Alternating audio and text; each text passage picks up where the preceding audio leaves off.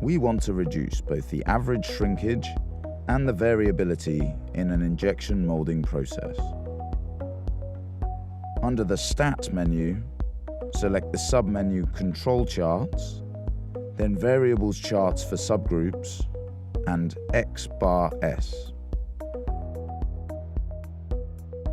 In the dialog box, select Shrinkage under All Observations for a chart are in one column, and pick Date in the Subgroup Size field.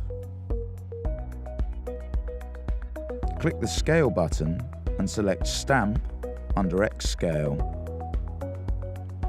In the Stamp Columns field, select Date, then click OK. Click the X_S Options button. In the dialog box, click on the Tests tab. From the drop-down menu, choose Perform all tests for special causes. Click on the Stages tab, select Change in the Define Stages historical groups with this variable field. Click on the Display tab and tick Display Control Limit, Center Line Labels for all stages. Click OK twice.